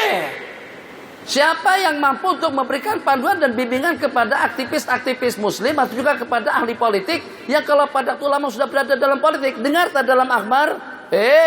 Itu ulama mencarut, ulama kerajaan, ulama pemerintah, begitu dikatakan. Hukum itu hukum Allah, tapi kenapa jadi pudar? Kenapa rakyat tidak terima? Sebab karena ulama tadi itu terlibat dalam politik. Jadi dipatwakan, diharamkan, dihalalkan atas kepentingan politiknya. Itu pandangan daripada masyarakat dan juga pandangan daripada ahli politik. Dengar yang ini perkataan daripada Imam Sufyan Tsauri, dikatakan sebaik-baik ulama itu adalah sebaik-baik pemimpin yang ada berkunjung ke tempat ulama. sejelek-jelek ulama, seburuk-buruk ulama, ulama yang ada mengampu di rumah seorang pemimpin. Kalau seandainya ilmu itu mulia, takkan ulama yang datang ke rumah mereka. Makanya ulama-ulama kita dahulu, seumpama Imam Ahmad, Imam Syafi'i, Imam Bukhari, dan juga imam-imam lainnya, jangankan untuk datang mengampu, yang kalau pada waktu dipanggil pun kadang-kadang mereka tidak mau. Kata mereka, kunna nata'allam, kami belajar untuk mengelak dan menjauhkan diri daripada sultan atau daripada kerajaan, sebagaimana kami belajar ayat-ayat Al-Quran, ayat-ayat daripada kitab Allah Jalla wa'ala. Atau dengan bahasa yang lain, Allah angkat martabat ulama, Allah tinggikan kedudukan mereka, didoakan oleh semua makhluk mendoakan Allahumma gfir lahu, Allahumma arhamhu. Terus ulama yang dimuliakan oleh Allah tadi itu mencemarkan kemuliaan yang Allah bagikan, terbaur dengan orang-orang politik yang sebagian daripada ahli politik mendapatkan jawatannya dan juga mendapatkan politiknya dengan caranya tidak benar. Yang menipu ramai, yang berdusta ada, riswahnya pun juga macam-macam. Kita tahu politik itu seperti apa. Terus ulama yang dimuliakan oleh Allah itu bergabung dengan mereka-mereka. Nah, itu untuk politik Islam. Beberapa kali meeting dan juga beberapa kali diadakan sidang parlemen, ternyata justru suara ulama jarang-jarang boleh atau jarang-jarang kedengaran, selalu saja kalah. Tapi dalam waktu yang sama ulama menjadi syaitan akhras, manusia bisu. Itu bukan pendapat saya. Boleh rujuk kitab-kitab hadis dengan baginda Nabi secara khusus. Sama sekali tidak membenarkan beberapa orang daripada sahabat untuk terlibat dalam politik. Tidak berarti dengan kita tinggalkan politik, tapi kita mempunyai aktivis muslim yang patut terbabit dalam percaturan politik. Sementara dengan ulama-ulama suluk, ulama syariat babah memberikan panduan dan bimbingan kepada mereka. Jangan. Menteri, jangan. Gubernur, jangan.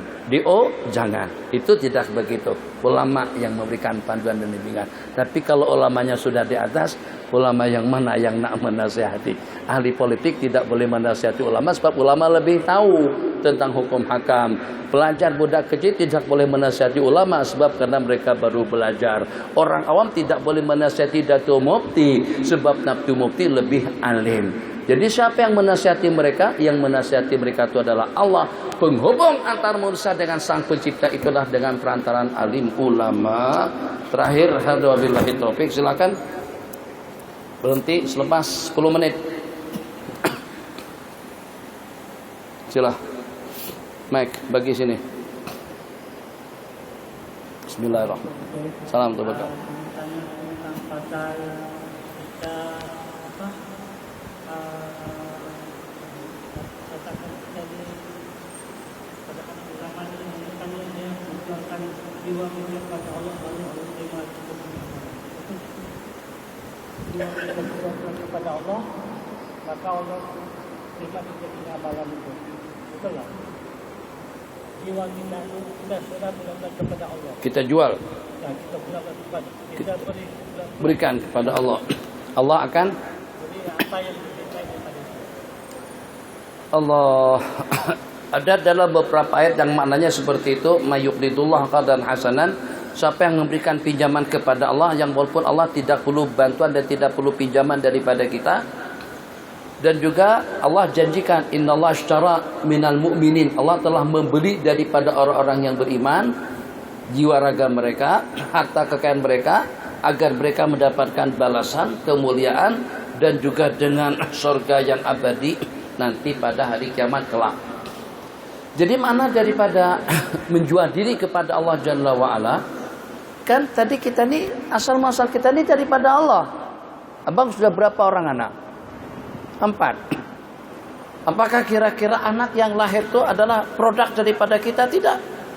Berapa ramai orang yang berkawin tapi ternyata sampai sekarang belum punya anak.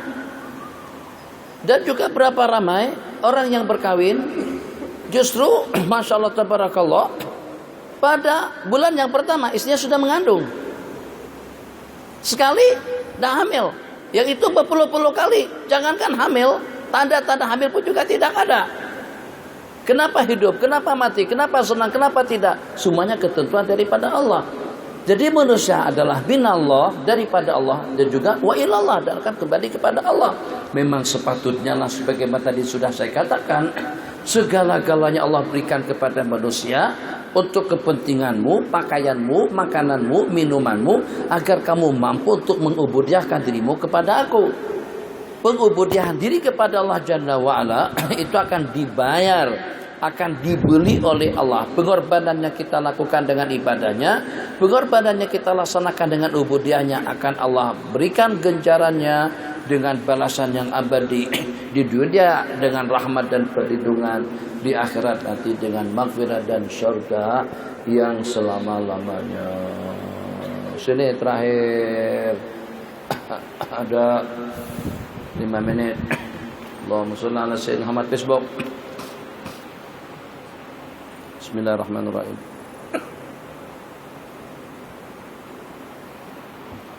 Allah.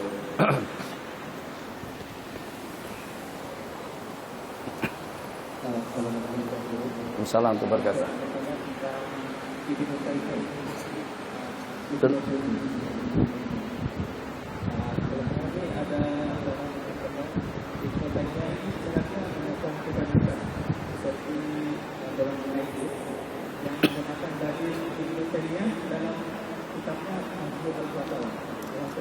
Makasih.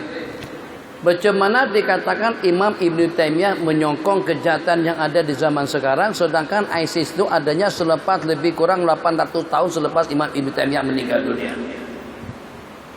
Mungkinkah kira-kira dengan seseorang menyokong, sedangkan yang menyokong kita itu sudah mati sejak pada beberapa waktu yang lalu? Kalau ISIS menyokong Imam Ibnu Taimiyah itu ada betulnya, tapi kalau Imam Ibnu Taimiyah mengatakan menyokong gerakan ISIS dan juga dengan Al-Qaeda, bagaimana penyokong Al-Qaeda dengan ISIS yang sudah meninggal kira-kira dalam 800 tahun yang lalu boleh memberikan sokongan dan kebenaran kepada mereka? Mungkin terbalik Bang pertanyaannya. Jadi Al-Qaeda dengan ISIS-nya, ini pertanyaan sudah berkali-kali ditanyakan. Di sana ditanyakan, di sini ditanyakan, di situ juga ditanyakan, dan di mana-mana ditanyakan.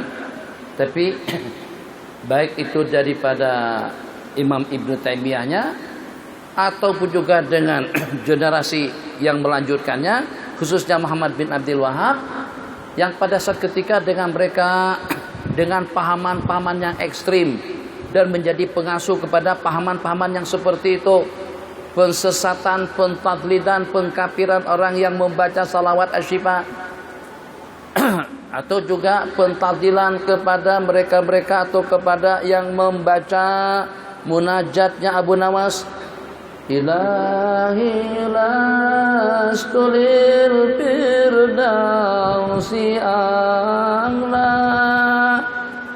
Itu kata mereka, Abu Nawas itu katanya tidak layak untuk masuk surga Firdaus, dan juga dalam waktu yang sama tidak mampu masuk neraka jahanam. Wala aqwalan dari jahimi. Jadi nasigah di arin armana. Pernah dengar tak itu ucapan daripada mereka? Memperli dan olok-olok pengakuan dan rincian Abu Nawas ketika meriti-riti di hadapan Allah Jalla wa'ala.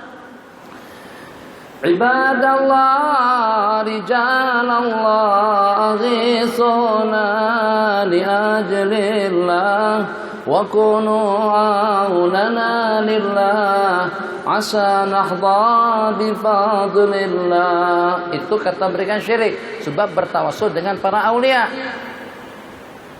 2. Ke Madinah jangan ziarah Nabi, tapi ziarah kubur sahaja. Banyak hal-hal yang seumpamanya. Kalau awak tidak sepemikiran dengan aku, berarti awak salah. Kalau kamu tidak seakidah dengan saya, berarti kamu kafir. Kalau kafir, truk, dipancung lehernya. Itu diantara daripada yang diterapkan banyak di zaman Muhammad bin Abdul Wahab dengan pengikut-pengikutnya. Sehingga terdapat ribuan ramai, tidak terhitung ramainya. Bahkan manusia-manusia yang dibunuh oleh mereka yang Salafi Wahabi tidak mengaku. Itu katanya direkayasa dan diada-ada. Itu tercantum Bang dalam catatan sejarah gerakan Wahabi yang ekstrim Bedakan gerakan Wahabi yang ekstrim itu gerakan yang sangat-sangat sadis sekali. Orang yang tidak sependapat dengan mereka berarti salah. Orang yang tidak seakidah dengan mereka berarti kafir ataupun juga mulhid. Itu menurut pandangan mereka. Maka ini pemimpin-pemimpin dunia yang tidak melaksanakan syariat Islam, ini orang-orang yang bertawasul. Itu yang ziarah Syekh Abdul Qadir Jailani, itu yang berziarah dengan Sidi Ahmad Badawi di Mesir. Itu adalah orang-orang kafir yang darahnya halal dituangkan, hartanya boleh diambil, anak tirinya boleh dijadikan tawanan.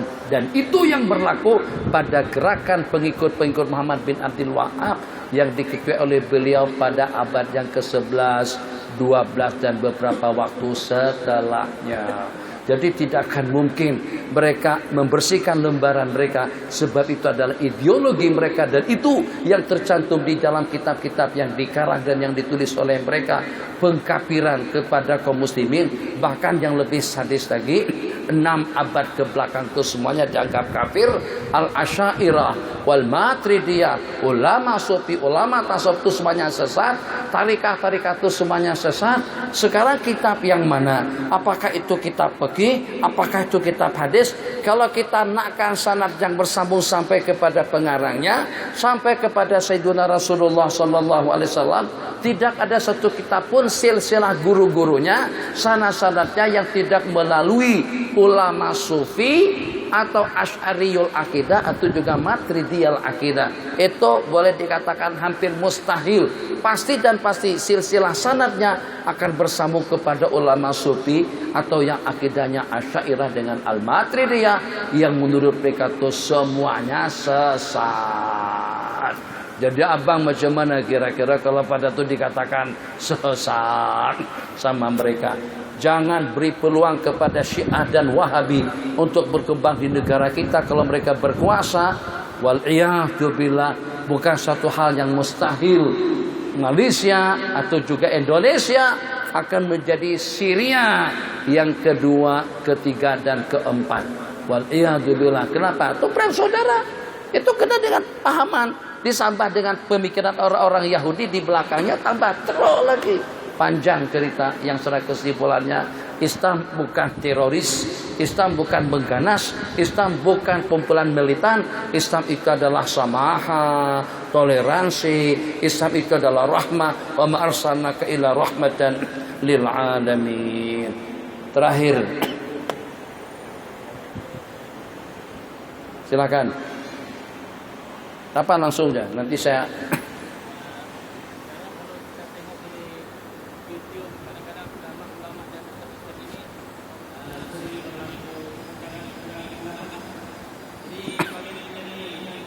orang awam.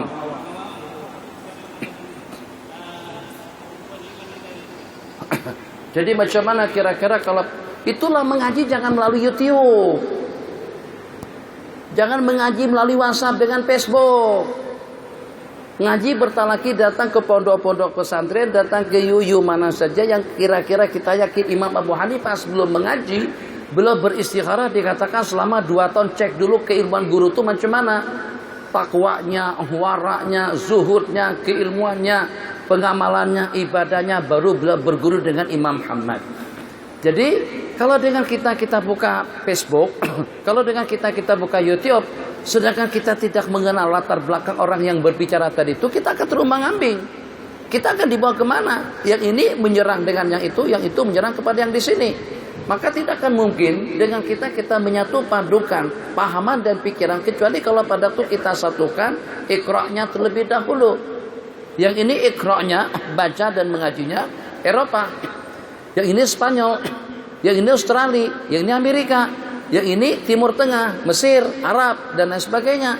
Selama kamus bacaan kita tidak sama, kita tidak akan mampu untuk menyamakan fatwa, pandangan, dan pendapat-pendapat mereka. Jadi kita kena duduk, kita kena sama-sama memutalaah, sama-sama mempelajari hakikat hukum hakam dan juga hakikat agama.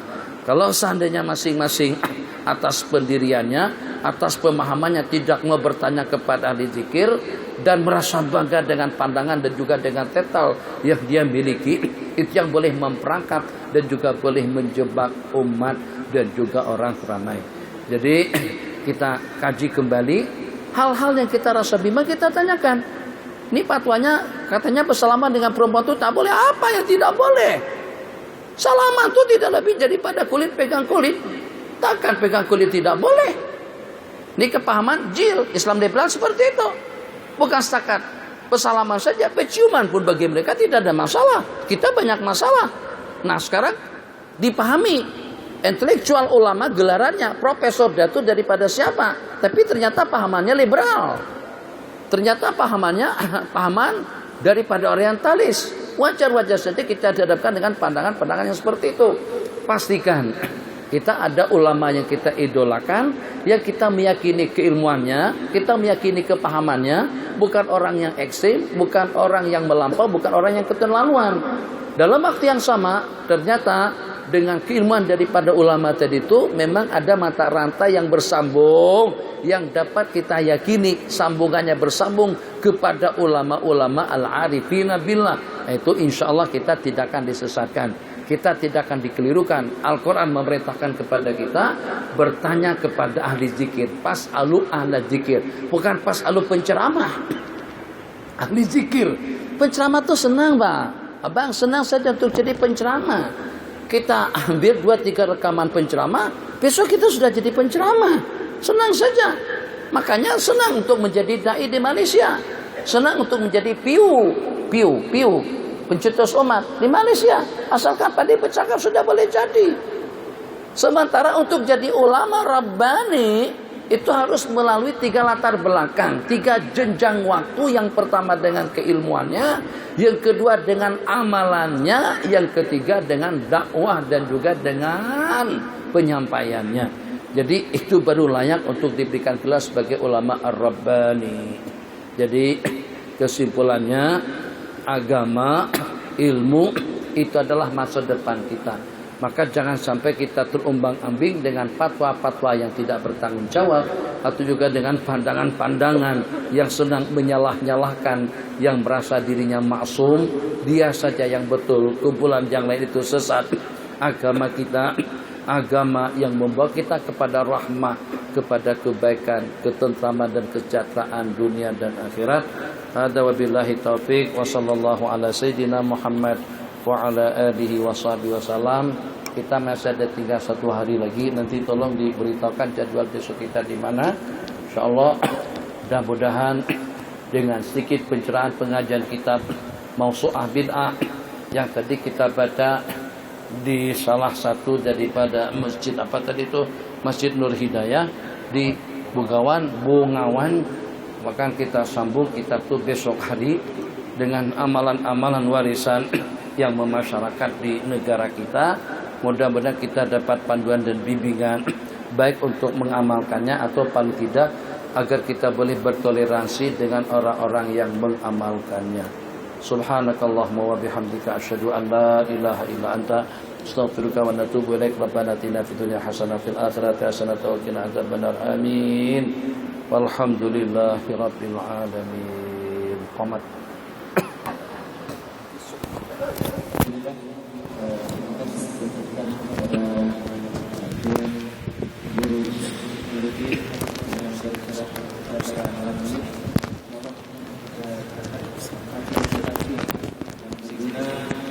Untuk kita manfaatkan dalam kehidupan kita di zaman Allah. Kepada para jemaah sekalian, di mana dijual dengan guru pada 28 dari bulan Ogos bersama dengan Ahad yang dimulai saat ini, yaitu Qiyas Subuh Perdana di Masjid Azizur Rahman Manis. Dan seterusnya pada pukul 8 pagi hingga pukul 3.30 petang, diskusi kitab ensiklopedia Bid'ah di Masjid sekali dan seterusnya dalam pukul 6.30 petang